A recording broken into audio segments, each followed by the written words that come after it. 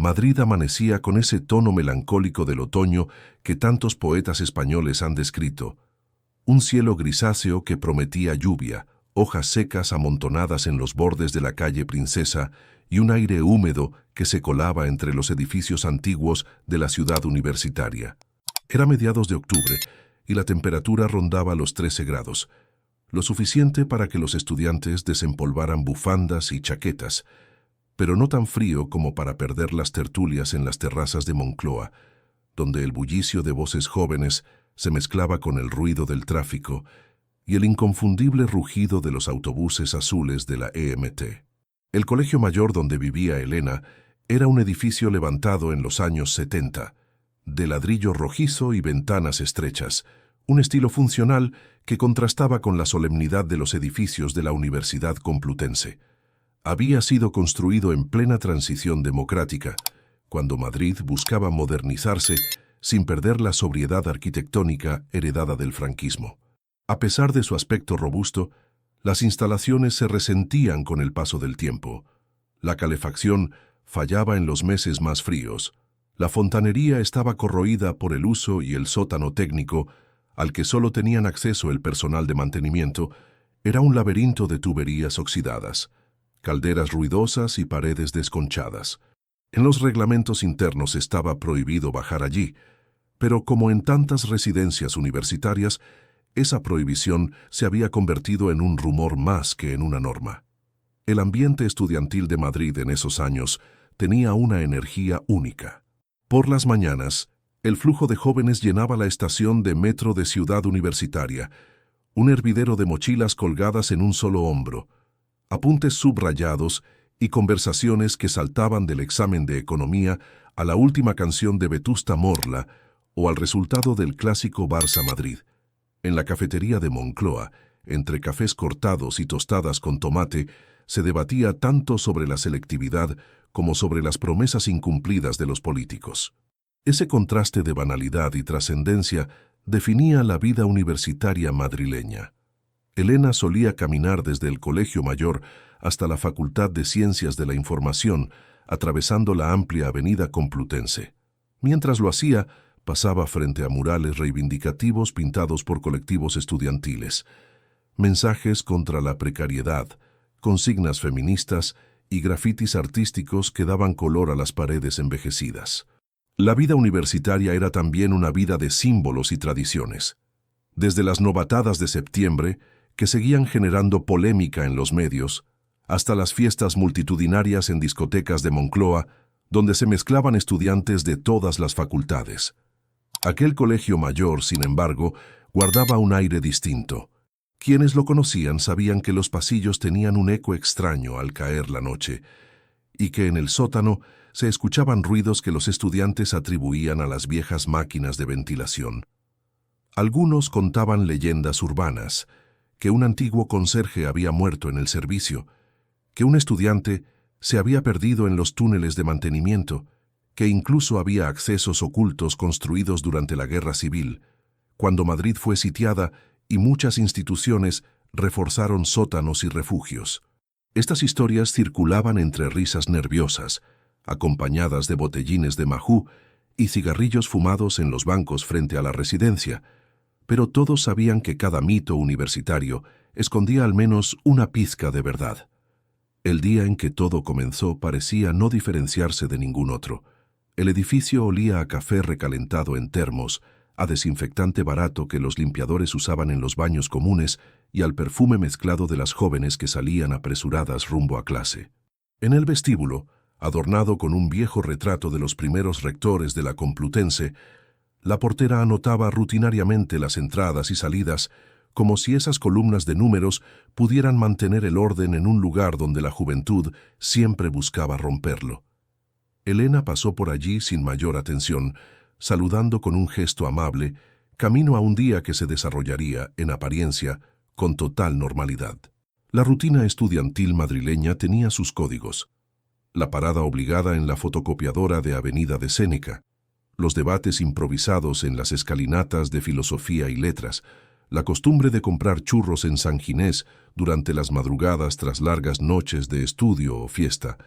Era un universo reconocible para cualquier estudiante ibérico o latinoamericano que hubiera vivido la experiencia de un campus grande, una mezcla de entusiasmo, precariedad y sueños difusos de futuro. Elena, como tantos otros, era parte de esa multitud anónima que cruzaba cada día la ciudad universitaria, sin imaginar que pronto su nombre dejaría de ser uno más en la lista de asistencia para convertirse en titular de prensa. En ese otoño madrileño, donde las tardes se teñían de tonos ocres y las noches olían a castañas asadas vendidas en los puestos callejeros, la vida parecía discurrir sin mayores sobresaltos. Pero bajo esa normalidad cotidiana, entre paredes de ladrillo agrietado y sótanos húmedos, ya se preparaba el primer movimiento de una tragedia que sacudiría no solo a un colegio mayor, sino a toda una ciudad acostumbrada a convivir con sus propias leyendas de misterio. Elena se llamaba como tantas jóvenes españolas que en los años 90 recibieron un nombre clásico, heredado de abuelas y madres. Tenía 20 años recién cumplidos, edad en la que uno cree que todo está aún por escribirse y que el futuro depende de la disciplina y del talento. Estudiaba periodismo en la Facultad de Ciencias de la Información, una carrera que siempre había considerado una mezcla de vocación y destino. Desde pequeña, recortaba artículos de El País y subrayaba editoriales de ABC, convencida de que algún día su firma aparecería en esas páginas que leían millones de personas. Sus padres, ambos médicos de prestigio, habían aceptado con resignación su decisión de no seguir la tradición familiar de la medicina. «Si vas a dedicarte a las letras, hazlo bien», le repetían. Quienes la conocían coincidían en describirla como una muchacha disciplinada, más madura de lo que le correspondía a su edad. Su media académica rozaba el sobresaliente, 8,7 sobre 10, un promedio que destacaba en un entorno universitario donde la mayoría sobrevivía con aprobados justos. No era la típica estudiante que buscaba protagonismo en asambleas ni en fiestas multitudinarias. Prefería el silencio de la biblioteca María Zambrano, donde pasaba largas tardes rodeada de apuntes, subrayadores de colores y un termo de café que la mantenía despierta durante horas. Esa mañana, como tantas otras, había comenzado con la alarma de su móvil sonando a las 7:30. Tras ducharse en los baños comunes del Colegio Mayor, espacios húmedos donde el vaho se mezclaba con el olor del detergente barato, eligió un conjunto sobrio, pantalón oscuro, blusa blanca y chaqueta gris. Siempre apostaba por un estilo clásico, sin estridencias, porque creía que la seriedad también se construía con la apariencia. Mientras se arreglaba frente al espejo de cuerpo entero compartido con su compañera de habitación, intercambiaron algunas bromas sobre el examen de teoría de la comunicación. «Tú siempre tan aplicada», le dijo su amiga, que había salido de fiesta la noche anterior por Malasaña. Elena sonrió sin responder. No le gustaba perder tiempo en debates inútiles. El trayecto hasta la facultad era breve. Cruzaba la avenida Complutense, con su tráfico constante de coches, autobuses y bicicletas, y solía detenerse en una pequeña cafetería de Moncloa donde el camarero ya conocía su pedido: café con leche y tostada con tomate. Mientras desayunaba, repasaba en su tablet las noticias del día. Aquella jornada, los titulares giraban en torno a la tensión política en Cataluña, las protestas por la reforma laboral y un artículo de opinión sobre la pérdida de credibilidad de la prensa tradicional frente a las redes sociales. «Estamos viviendo una transformación radical del periodismo», comentó a media voz, como si necesitara recordárselo a sí misma. Las clases de esa mañana se desarrollaron con la intensidad habitual. En Historia del Periodismo, el profesor Ramiro Escudero, un hombre de bigote canoso y voz grave que había trabajado en la agencia EFE durante los años de la transición, pedía a los estudiantes que analizaran el papel de los periódicos durante la dictadura franquista. Elena levantó la mano con seguridad para explicar cómo la censura moldeaba los titulares y cómo los periodistas recurrían a metáforas para esquivar el control. El profesor asintió satisfecho, destacando su capacidad crítica frente al resto de la clase, que se limitaba a repetir datos de memoria. En otra asignatura, redacción periodística, se enfrentaron a un ejercicio práctico: escribir una crónica sobre un hecho ficticio en menos de 30 minutos. Mientras sus compañeros borraban y reescribían frases enteras, Elena parecía tener la narración clara desde la primera línea. Su texto, conciso y bien estructurado, fue leído en voz alta como ejemplo. Sus amigas la felicitaban, aunque en tono medio envidioso. «Eres una empollona, pero de las que caen bien», le dijo una de ellas entre risas. En los descansos, el grupo se reunía en la explanada de la facultad, un espacio donde convivían debates políticos, guitarras improvisadas y estudiantes repartiendo panfletos de colectivos sociales. Allí Elena solía ser más callada, limitándose a escuchar. No era antisocial, pero prefería observar antes que opinar. Guardaba sus energías para lo que realmente le interesaba, la escritura. Al mediodía, mientras almorzaba en la cafetería universitaria, un menú del día que consistía en lentejas, filete empanado y flan, recibió un mensaje en Telegram. La notificación vibró en la mesa y le llamó la atención porque provenía de un número desconocido. El remitente se identificaba como Sergio Valverde, redactor jefe de un periódico regional llamado Panorama Castellano. Decía haber leído algunas de sus colaboraciones en el boletín digital de la universidad y la felicitaba por la calidad de su estilo. Le proponía conversar sobre la posibilidad de realizar prácticas en su redacción. Elena se sorprendió y sonrió. Era la primera vez que alguien de fuera de su círculo académico reconocía su trabajo. Guardó el móvil sin darle demasiada importancia, pero en el fondo una chispa de ilusión se encendió. No comentó nada con sus compañeras, prefería meditarlo con calma. En aquella época, las redes sociales y los mensajeros aún eran terrenos nuevos en cuanto a seguridad, y aunque existía cierta prudencia, lo habitual era confiar en las oportunidades que se presentaban. La tarde continuó con normalidad.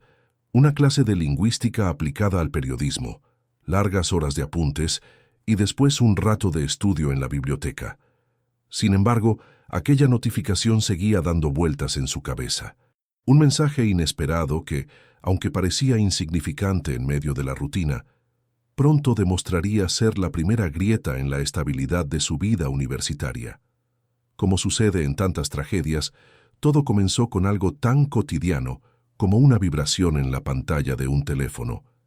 El mensaje de Telegram quedó guardado en la memoria de Elena durante toda la tarde. Entre ejercicios de redacción y subrayados en apuntes, volvía una y otra vez a abrir la conversación con Sergio Valverde. El supuesto jefe de redacción se expresaba con un tono profesional pero cercano. Decía admirar su capacidad de análisis y su estilo claro, algo poco común, según él, en estudiantes de su edad. «No quiero que pierdas esta oportunidad. Sería bueno que pudiéramos vernos cuanto antes», insistía. Para una estudiante de periodismo, la promesa de una práctica en un periódico, aunque regional, resultaba seductora.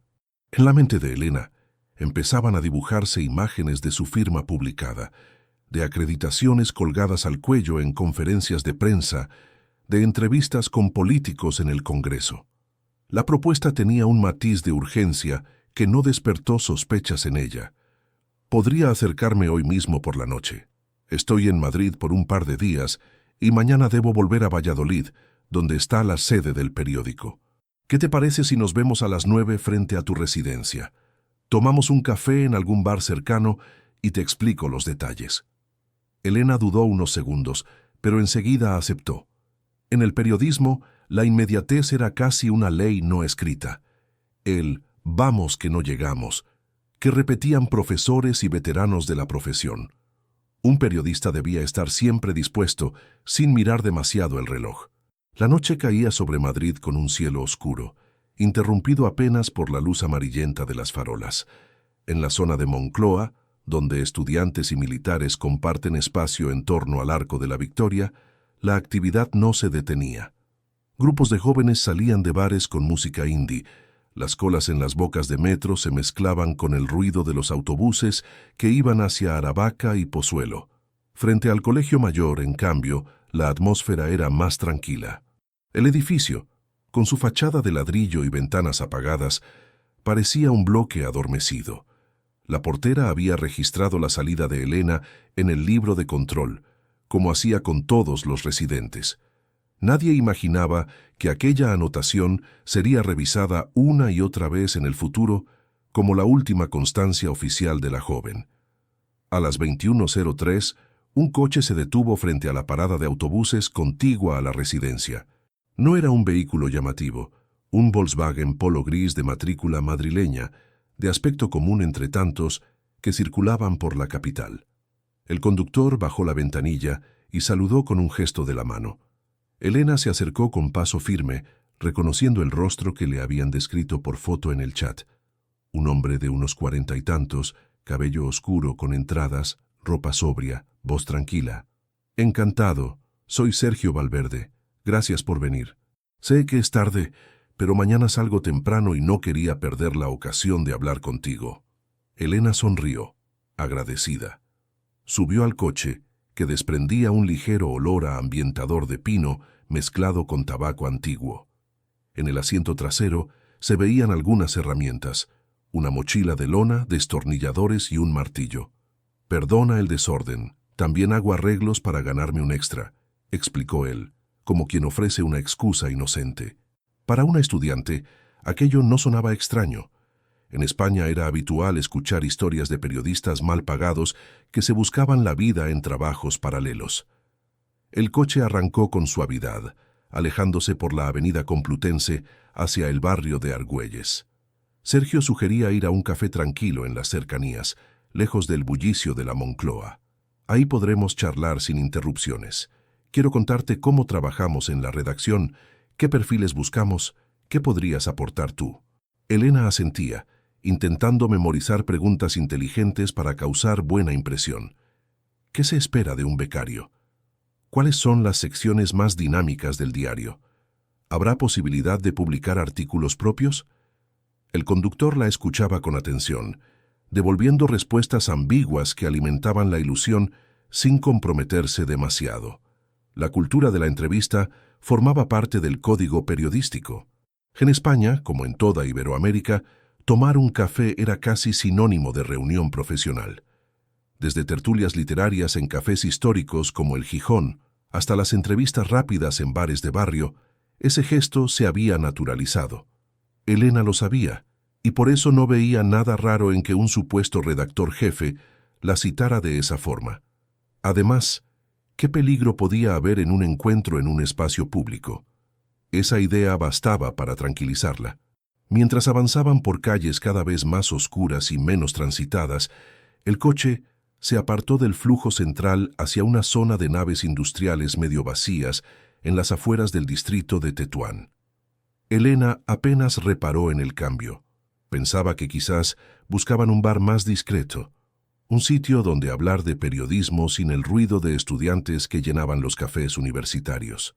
Afuera, la ciudad seguía latiendo con sus propios códigos, parejas caminando por Gran Vía, hinchas comentando partidos de la Champions en bares de Chamberí, músicos callejeros en sol. Nadie en aquel instante podía imaginar que, en un rincón más sombrío de Madrid, una trampa cuidadosamente tendida se cerraba sobre una joven que solo soñaba con escribir titulares y reportajes. La urgencia había funcionado como llave maestra. En pocas horas un desconocido había conseguido lo que semanas de insistencia quizás no habrían logrado. Que una estudiante brillante pero confiada subiera a un coche en la oscuridad de una noche otoñal. Y aunque para Elena aquello parecía el inicio de una oportunidad profesional, en realidad era el primer paso de una historia que pondría a toda una ciudad a debatirse entre el miedo, la incredulidad y la necesidad de recordar que incluso la cultura de la entrevista y el café puede ser manipulada con fines siniestros. El martes amaneció en Madrid con un cielo encapotado y un aire húmedo que anticipaba lluvia.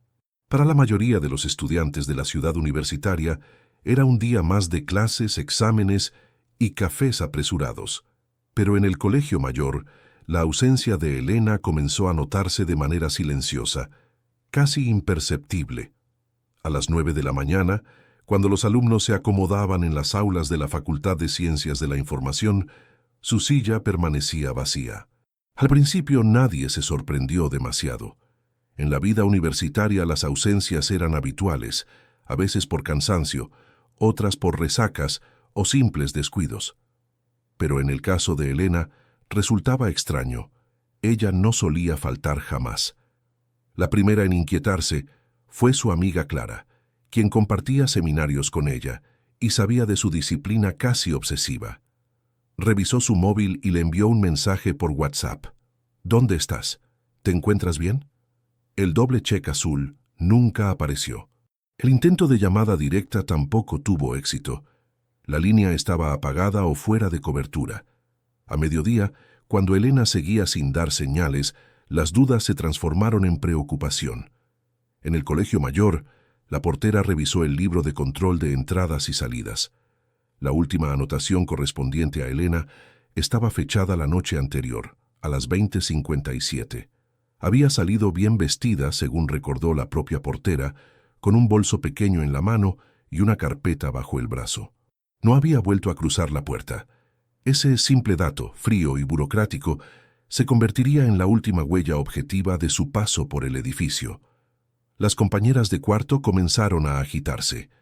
En el ambiente estudiantil, era común que alguien se quedara en casa de un amigo o de un novio, pero Elena no solía hacerlo sin avisar. La tarde del martes, tras comprobar que seguía sin asistir a clase, Clara y otras amigas llamaron a la familia. Al otro lado del teléfono, la madre, jefa de servicio en un hospital madrileño, pensó que se trataba de un malentendido. El padre, rector de una prestigiosa universidad sanitaria, reaccionó con más dureza. Mi hija jamás desaparecería sin motivo. Algo ha ocurrido. En pocas horas la red de contactos familiares se activó como un mecanismo de emergencia. Se hicieron llamadas a hospitales para comprobar posibles ingresos, se revisaron redes sociales, se preguntó a compañeros de clase si habían visto o escuchado algo. La respuesta fue unánime. Nadie sabía dónde estaba. Los mensajes que Elena había enviado la tarde anterior hablaban de normalidad.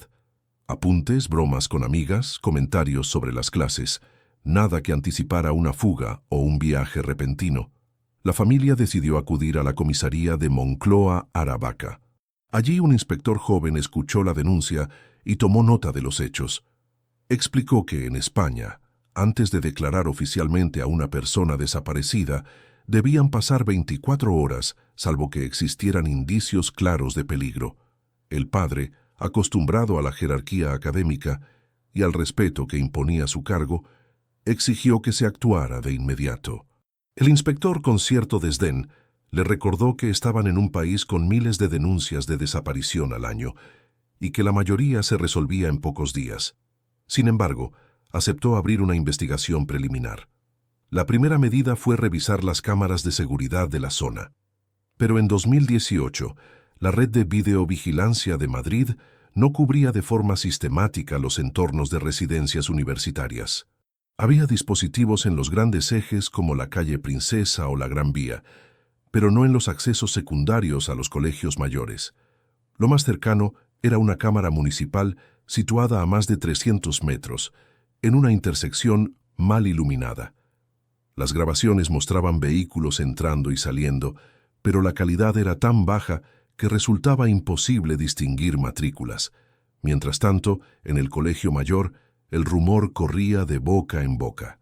Los estudiantes se preguntaban si Elena había escapado por voluntad propia, si se había fugado con un novio secreto, o si simplemente había decidido tomarse un respiro. Algunos recordaban la reciente cobertura mediática del caso Diana Kerr, aún fresco en la memoria colectiva, y murmuraban que quizás se trataba de algo parecido. En España, los ecos de Alcácer, Marta del Castillo y otros casos emblemáticos seguían presentes. Cada desaparición femenina despertaba miedos antiguos y alimentaba hipótesis inmediatas.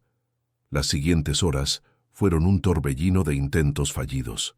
Los amigos recorrieron bares de Moncloa y cafeterías cercanas, preguntando si alguien la había visto.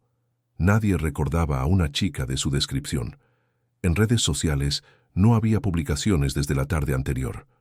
El móvil permanecía apagado. El silencio se volvía insoportable. Al caer la noche del segundo día, La angustia era evidente.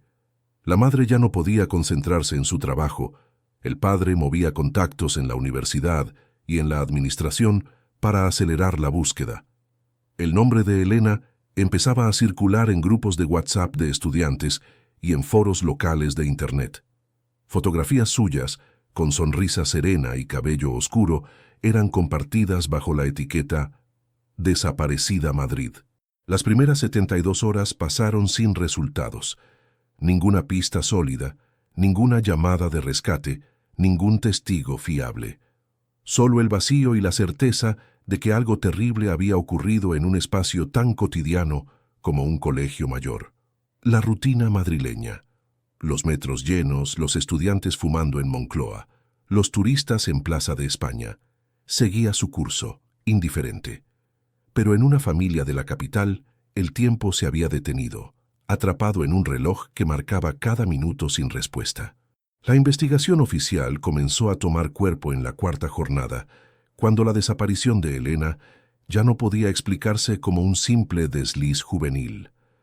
La policía solicitó los registros telefónicos y de mensajería, aunque en España ese procedimiento solía ser lento y estaba condicionado por la burocracia judicial. El cruce de llamadas reveló lo que más tarde se convertiría en una pieza clave. Varios mensajes enviados desde un número sin identificar, con prefijo madrileño, que no estaba registrado a nombre de ninguna persona física. Ese número coincidía con el contacto de Telegram que se había presentado como Sergio Valverde. Los agentes se dirigieron a la dirección vinculada a esa línea, un piso alquilado en el distrito de Tetuán. El inmueble estaba vacío, con las paredes desconchadas y apenas algunos muebles baratos. Los vecinos contaron historias imprecisas. Recordaban a un hombre de mediana edad que recibía visitas nocturnas y que a veces entraba acompañado de chicas jóvenes. No era violento ni escandaloso, pero tenía algo raro en la mirada, declaró una vecina. Otra afirmó que lo había visto salir con cajas de cartón a altas horas de la madrugada. El retrato resultaba inquietante, aunque insuficiente para una acusación sólida. Mientras tanto, los investigadores elaboraban una matriz de hipótesis. La primera, la fuga voluntaria, se descartó rápidamente. Elena era aplicada, cercana a su familia, sin historial de conflictos graves. La segunda, un accidente, parecía improbable porque no había señales de caídas o ingresos hospitalarios. La tercera hipótesis, la del secuestro o rapto, comenzó a ganar peso, sobre todo tras el hallazgo del piso vacío y el rastro de un contacto falso en las redes. Era un escenario doloroso pero lógico, reforzado por la estadística. En la España de aquellos años, la mayoría de desapariciones prolongadas de mujeres jóvenes solían esconder la mano de terceros. El contexto social jugaba un papel determinante. Los ecos del caso Alcácer, ocurrido en 1992, seguían marcando la sensibilidad colectiva. 3 adolescentes valencianas desaparecidas tras hacer autostop, brutalmente asesinadas y convertidas en objeto de un circo mediático sin precedentes. Desde entonces, cada vez que se denunciaba la desaparición de una chica en edad universitaria, el recuerdo de Alcácer volvía como un fantasma cultural. También resonaban otros nombres: Marta del Castillo en Sevilla, Diana Quer en Galicia. La sociedad española, marcada por esos precedentes, tendía a sospechar de inmediato de la violencia machista y de los depredadores que actuaban en la sombra. La prensa no tardó en hacerse eco. Periódicos como El Mundo y El País publicaron breves notas sobre la desaparición de la hija de un rector madrileño, subrayando la relevancia social de la familia. Los programas de sucesos en televisión, herederos de la tradición iniciada por Nieves Herrero y multiplicados por cadenas privadas, olieron el morbo. En 4 y Telecinco, los debates vespertinos comenzaron a especular sobre la joven, a entrevistar a estudiantes del campus y a enviar reporteros a las puertas del colegio mayor. Los micrófonos se multiplicaban frente al edificio, preguntando a cualquiera si había visto algo. Elena, de repente, había dejado de ser una estudiante anónima para convertirse en un rostro en carteles improvisados y en la pantalla de millones de hogares. Sus fotografías, una en la biblioteca, otra en la playa durante un verano en Cádiz, Circulaban por todos lados. La narrativa mediática empezaba a moldear la percepción pública. Una joven brillante, hija de una familia influyente, atrapada en un misterio con tintes de novela negra. Dentro de la investigación, la presión crecía. Los agentes revisaban cámaras de tráfico y testimonios de taxistas, pero las imágenes eran de baja calidad y los relatos contradictorios. Algunos decían haber visto a Elena subir a un coche pequeño, otros aseguraban haberla visto caminar hacia Moncloa. Nada encajaba del todo. La falta de pruebas físicas se convertía en un muro difícil de atravesar. El padre, desde su posición como rector, utilizaba todos sus contactos para que el caso no se enfriara. Pedía reuniones con responsables políticos. Insistía en que no se trataba de una desaparición cualquiera. Sin embargo, los investigadores advertían que, sin un cuerpo o sin pruebas contundentes, el proceso se estancaría. España conocía demasiados ejemplos de casos irresueltos que se convertían en leyendas urbanas, historias que se contaban en sobremesas familiares con un tono de resignación. Las primeras semanas se transformaron en un rompecabezas sin piezas nuevas. La única certeza era que alguien había logrado atraer a Elena con una propuesta profesional falsa, y que tras esa cita su rastro se desvanecía. El piso vacío de Tetuán, con su aire fantasmagórico, se convirtió en el epicentro simbólico de un misterio que empezaba a crecer más allá de lo estrictamente policial. En los pasillos de la facultad, entre pizarras llenas de fechas de exámenes y carteles de conferencias, los estudiantes discutían sobre su compañera desaparecida. Algunos organizaban vigilias con velas en la explanada de la Complutense. Otros repartían folletos con su fotografía. La ausencia de Elena no era ya solo una tragedia personal, sino un espejo en el que toda una generación de universitarios veía reflejado su propio miedo, la vulnerabilidad de confiar en un mundo donde las oportunidades podían convertirse en trampas mortales. 5 años después de aquella noche de octubre, el Colegio Mayor ya no era el mismo. La Complutense había aprobado la clausura temporal del edificio para acometer una reforma integral. Las calderas habían quedado obsoletas, los ascensores apenas funcionaban y las humedades del sótano amenazaban con inutilizar las instalaciones eléctricas. Era el verano de 2023, un momento en que Madrid hervía de turistas bajo los 38 grados de julio y los estudiantes habían abandonado el campus para dispersarse entre trabajos precarios y vacaciones familiares. El Colegio Mayor, vacío y silencioso, aguardaba la entrada de cuadrillas de obreros contratados para la demolición parcial de muros internos y la modernización de tuberías. La mañana del 17 de julio, un grupo de albañiles se concentraba en el sótano técnico, ese espacio del que tanto se había hablado en rumores estudiantiles. El lugar estaba lleno de tuberías oxidadas, bombonas de gas retiradas y escombros acumulados durante décadas. Uno de los operarios, mientras picaba un muro lateral para abrir paso a un nuevo conducto, notó un eco extraño. La resistencia del cemento no era uniforme. «Aquí hay un tabique que no es original», comentó a sus compañeros. Intrigados, comenzaron a golpear con más fuerza. Tras varios minutos, parte del muro cedió y dejó al descubierto una pequeña cavidad rectangular. El aire que salió de aquel hueco era denso, cargado, como si hubiera permanecido atrapado durante años. Al iluminar con linternas, la cuadrilla vio algo que los hizo retroceder de inmediato: un bolso de cuero deteriorado junto a lo que claramente parecían huesos humanos. El silencio fue absoluto. Después de unos segundos de estupor, uno de los trabajadores sacó el teléfono y llamó a la policía. «Tienen que venir ya. Hemos encontrado algo que no es de ahora», dijo con voz temblorosa. La llegada de los agentes transformó el lugar en un escenario de película. Se acordonó el sótano, se desalojó a la cuadrilla y entraron peritos forenses con monos blancos y guantes de látex. Lo primero fue retirar con delicadeza los objetos visibles: un bolso, un móvil antiguo de carcasa agrietada y varios documentos en papel, parcialmente deshechos por la humedad. En el bolso se hallaban también unas llaves y un monedero con algunas monedas de curso ya desfasado. Los papeles, aunque manchados, conservaban lo suficiente para identificar un nombre escrito: Elena Gromova. El hallazgo fue demoledor. La joven desaparecida en 2018 había estado todo ese tiempo oculta a pocos metros de las habitaciones donde vivían sus compañeros.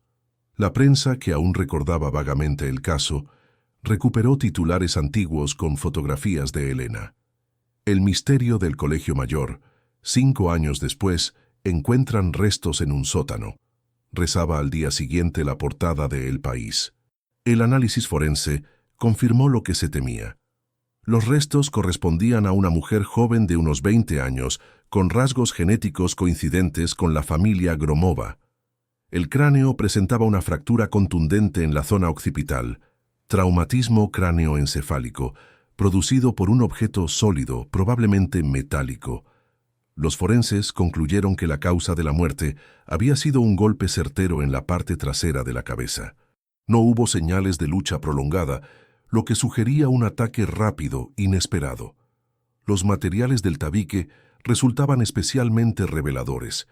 Estaban compuestos de ladrillos y cemento de características similares a las usadas en la construcción original del edificio en los años 70. El agresor había tenido la previsión de imitar la textura, el color y la composición, de modo que cualquier inspección superficial lo pasara por alto. Solo la vibración anómala del muro, detectada por un albañil experimentado, permitió descubrir la cavidad. La maniobra mostraba un nivel de planificación inusual. Alguien con conocimientos básicos de albañilería había preparado ese escondite con la intención clara de camuflar un crimen. La aparición del móvil antiguo aportó otro dato significativo. Aunque estaba inservible, los técnicos de la policía científica lograron rescatar parte de la tarjeta SIM. En ella aparecían conversaciones registradas de 2018, entre ellas el chat de Telegram con el supuesto Sergio Valverde. Era la prueba digital que conectaba directamente el hallazgo físico con la trampa tendida a Elena. La noticia se expandió con una velocidad vertiginosa. Los telediarios abrieron con imágenes del Colegio Mayor rodeado de cintas policiales y con declaraciones de estudiantes conmocionados. Llevamos años viviendo aquí y nunca supimos que debajo de nuestros pies estaba ella. En tertulias televisivas se recordaban casos semejantes en la historia reciente de España y Latinoamérica, comparando la situación con los hallazgos de cuerpos ocultos en casas abandonadas o terrenos baldíos. La idea de que alguien pudiera haber tabicado un cuerpo dentro de un edificio lleno de estudiantes resultaba insoportable y fascinante a la vez. Para la familia, la confirmación fue devastadora. 5 años de incertidumbre se convertían en una certeza dolorosa. El padre, que tantas veces había exigido que no se abandonara la búsqueda, compareció ante la prensa con lágrimas contenidas. Mi hija no desapareció. A mi hija la mataron y la escondieron como si fuera un objeto. No vamos a descansar hasta que se haga justicia.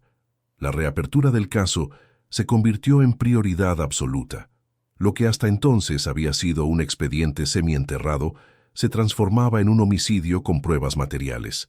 La policía volvió a interrogar a antiguos vecinos, revisó documentos de mantenimiento del Colegio Mayor y cruzó huellas dactilares encontradas en fragmentos del tabique. La posibilidad de identificar al responsable estaba más cerca que nunca. Madrid, acostumbrada a convivir con leyendas urbanas y casos mediáticos de desapariciones, se sumergió de nuevo en un clima de morbo y temor.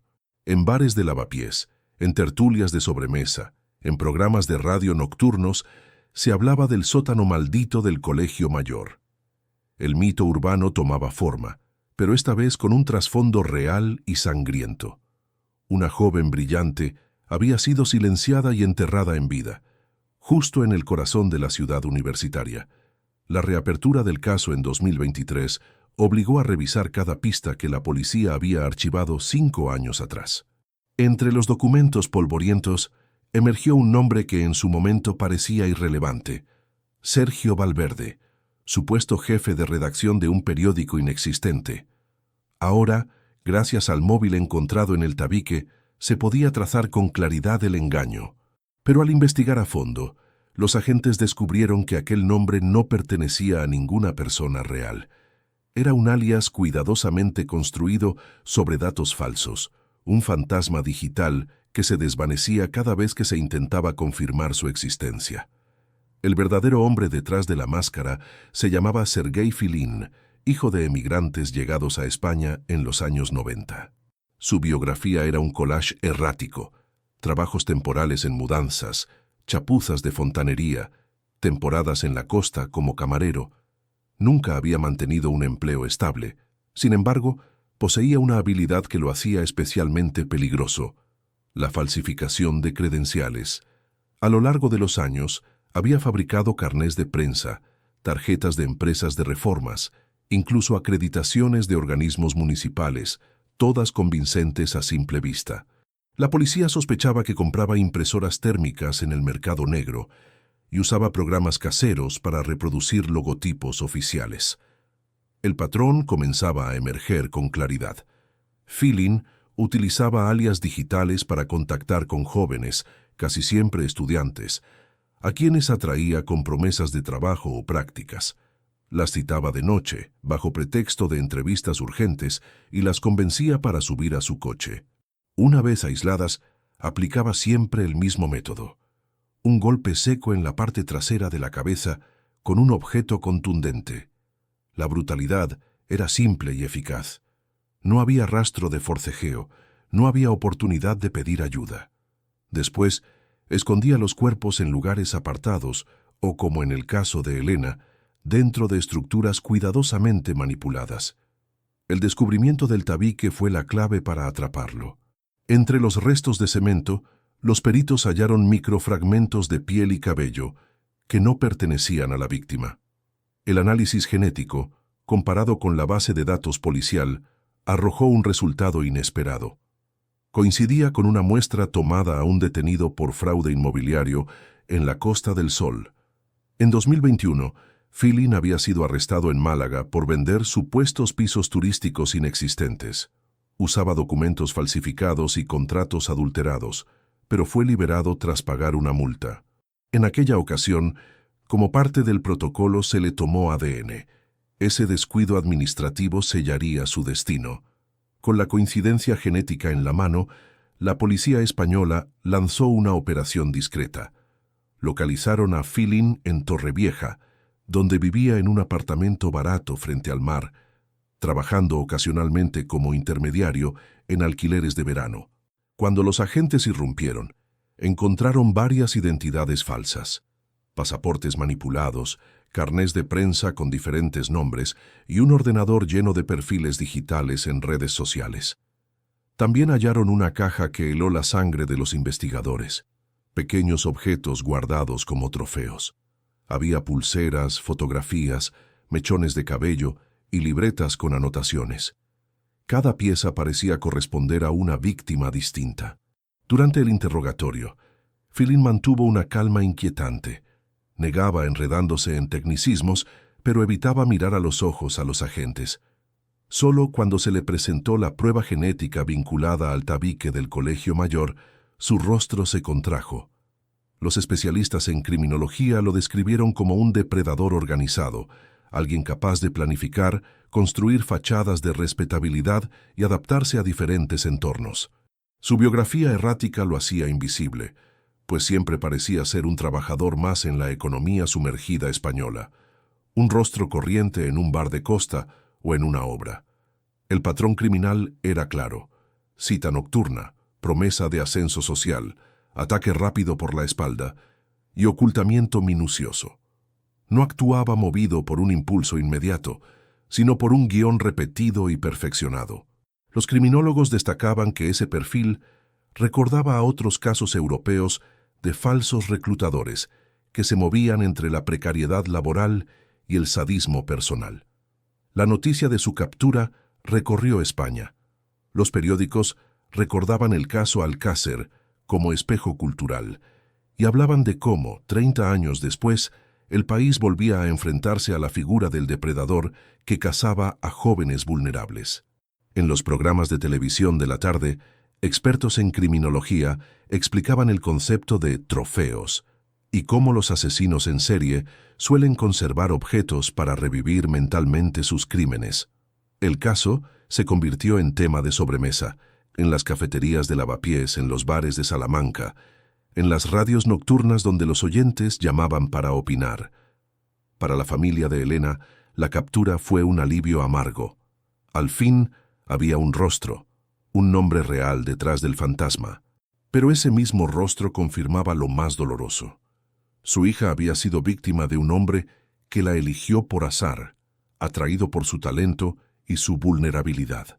El país entero comenzaba a conocer el perfil del agresor, pero también a confrontar una verdad incómoda, que en una sociedad obsesionada con las oportunidades, incluso la promesa de un futuro brillante podía convertirse en la trampa mortal de un depredador meticuloso. La captura de Sergio Filin en 2023 no solo significó justicia para la familia de Elena, sino que abrió la puerta a una investigación mucho más amplia. Los criminólogos estaban convencidos de que un depredador de ese tipo no podía limitarse a un único crimen. El hallazgo de trofeos en su apartamento de Torrevieja y los registros de perfiles falsos en redes sociales obligaron a la policía a revisar decenas de desapariciones no resueltas en la última década. Las conexiones se multiplicaron en 3 regiones: la Comunidad de Madrid, Castilla-La Mancha y la Comunidad Valenciana. En Madrid surgieron sospechas sobre al menos 2 casos. Una joven estudiante de Getafe desaparecida en 2016 que había comentado a sus amigas que tenía una entrevista de trabajo en la capital, y otra universitaria de Alcalá de Henares, cuyo rastro se perdió tras tomar un autobús nocturno en 2017. Ambos expedientes habían quedado archivados por falta de pruebas, pero los perfiles de contacto digital recordaban inquietantemente al alias utilizado con Elena. En Castilla-La Mancha, la Guardia Civil reabrió la investigación sobre la desaparición de una camarera de Cuenca, vista por última vez en un polígono industrial a las afueras. Su madre siempre había sostenido que la engañaron con una oferta laboral. Ahora, las nuevas pruebas daban peso a esa hipótesis. En la Comunidad Valenciana, los investigadores revisaron la misteriosa desaparición de 2 jóvenes en la zona de Requena-Utiel. Los lugares descritos por los familiares coincidían con áreas de fácil acceso para alguien con coche y conocimiento de carreteras secundarias.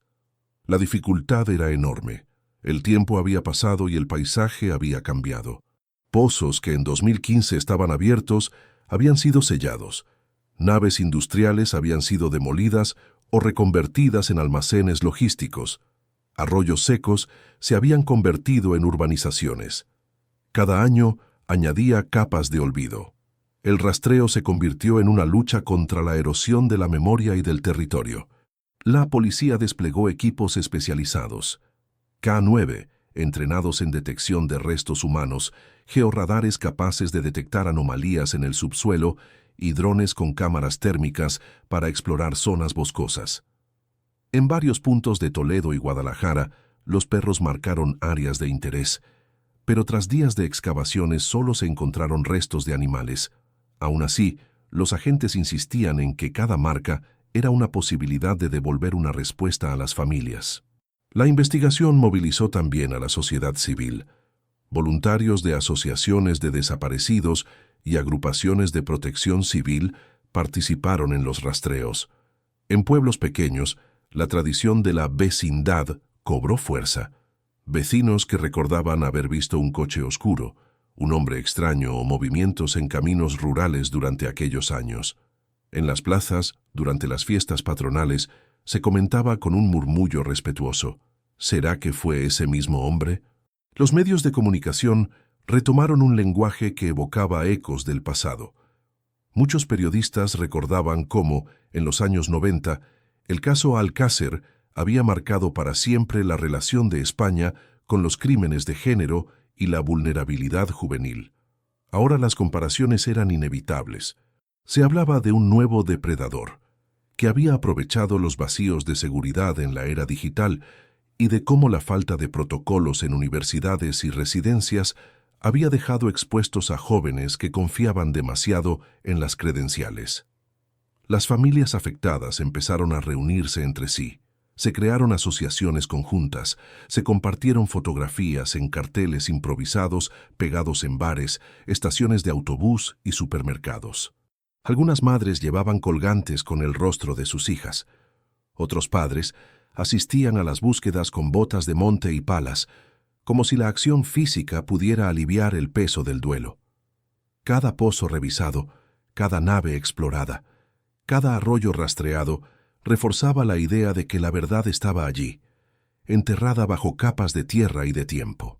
Pero también alimentaba una frustración colectiva, saber que las huellas de Philin podían estar en cualquier rincón de la península, ocultas bajo la indiferencia de la rutina.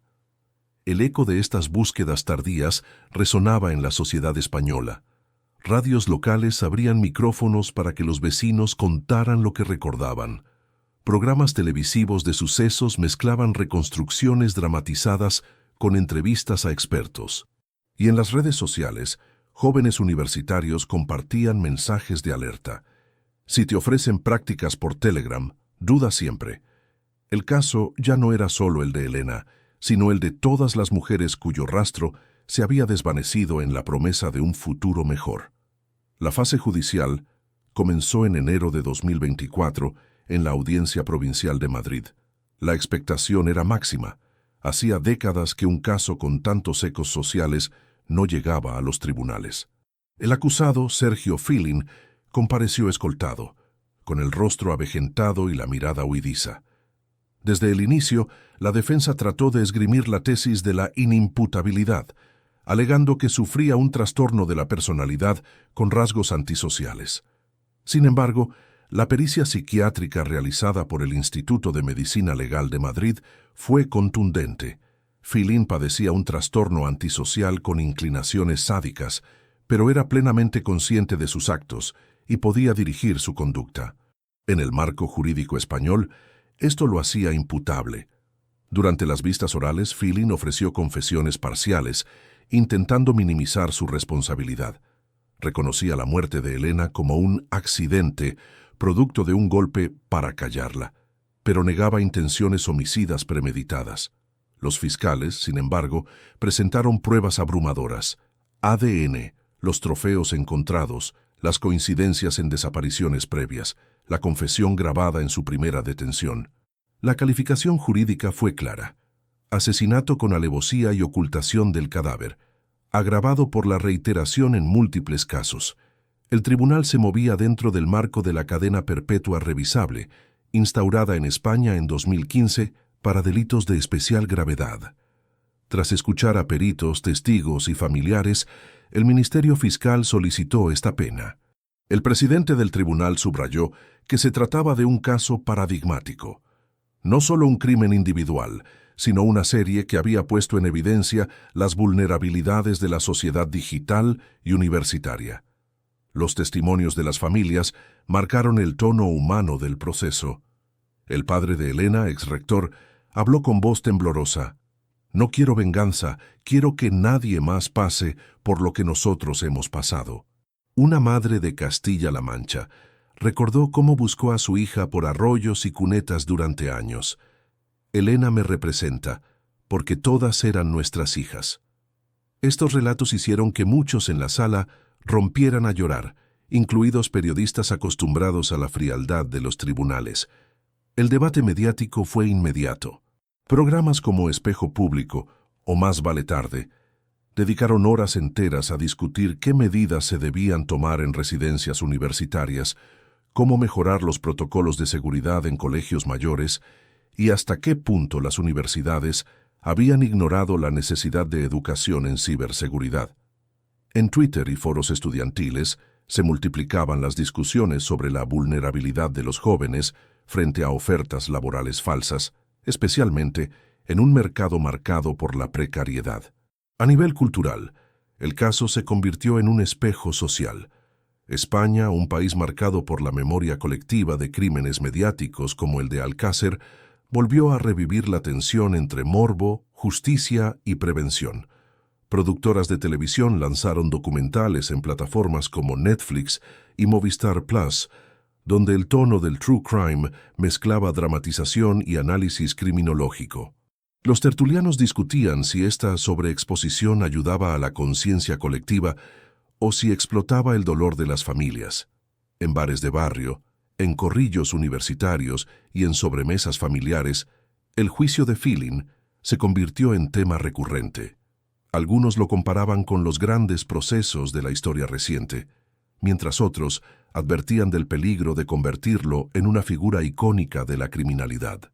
Al final, la sentencia fue clara: cadena perpetua revisable, con un periodo mínimo de 25 años antes de poder solicitar revisión. Una medida que, para la mayoría de la sociedad española, resultó justa. El eco del juicio trascendió lo estrictamente judicial. Se convirtió en una lección pública sobre la fragilidad de las promesas digitales, sobre cómo un mensaje en Telegram podía arruinar una vida, y sobre cómo la cultura del true crime no solo entretiene, sino que también moldea la manera en que un país recuerda y procesa sus tragedias. La historia de Elena no terminó con la sentencia, sino que se transformó en un compromiso colectivo. En 2024, pocos meses después del juicio, su familia y otras víctimas se unieron para crear la Fundación Veritas, dedicada a apoyar a familias con desaparecidos y a financiar investigaciones privadas cuando los recursos estatales resultan insuficientes. Desde su sede en Madrid, la Fundación organizaba asesorías psicológicas, asesoría legal y, sobre todo, programas de prevención. Uno de los más aplaudidos fue la implementación de talleres de higiene digital en institutos y universidades. Charlas sobre cómo detectar perfiles falsos, verificar credenciales y evitar caer en trampas que comienzan en un mensaje inocente. Cada otoño, en el campus de la ciudad universitaria, se celebra un memorial anual en recuerdo de Elena y de todas las jóvenes desaparecidas. En un rincón ajardinado frente a la Facultad de Filología, se erigió una placa con sus nombres.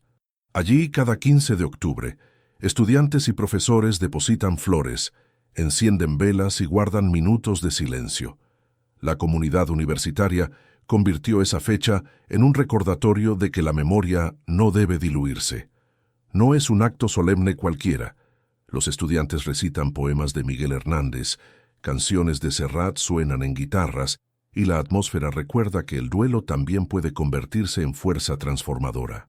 Mientras tanto, el agresor cumple su condena en un módulo de aislamiento gris, dentro de una prisión de máxima seguridad. Su vida se reduce a 4 paredes, rutinas mecánicas y el olvido social. La prensa dejó de interesarse por él. Su nombre se convirtió en sinónimo de vacío. Como señalaron los psicólogos penitenciarios, el castigo más duro para quienes buscaron notoriedad a través del control y del dolor ajeno es la irrelevancia absoluta. El contraste es evidente. La víctima, que en vida apenas era conocida fuera de su círculo, hoy se convirtió en símbolo de resistencia y prevención. Elena representa a todas las jóvenes cuyas ilusiones fueron truncadas. Sus padres, lejos de encerrarse en el dolor, decidieron que la manera más digna de honrarla era convertir su memoria en herramienta de protección. El lema de la Fundación resume esta misión: recordar para proteger. En el mundo latino, donde la memoria se transmite en rituales comunitarios, este lema encontró eco. En barrios madrileños con fuerte presencia latinoamericana, asociaciones vecinales organizaron vigilias con velas, como las que se realizan en México para los desaparecidos o en Argentina para las madres de Plaza de Mayo. En Valencia y Sevilla, jóvenes universitarios pintaron murales con la frase «Nunca más callar». En Colombia y Chile, estudiantes compartieron el caso en foros digitales, señalando que la prevención y la cultura de la alerta son fronteras sin nacionalidad. El cierre emocional de la historia no es un final, sino un llamado a la comunidad. Recordar no solo es rendir homenaje, sino también construir escudos colectivos contra la repetición de la tragedia. Cada vela encendida, cada flor depositada en el memorial, cada minuto de silencio tiene un doble sentido: duelo y advertencia. La memoria de Elena, multiplicada en rituales, en palabras y en educación, dejó de pertenecer solo a su familia.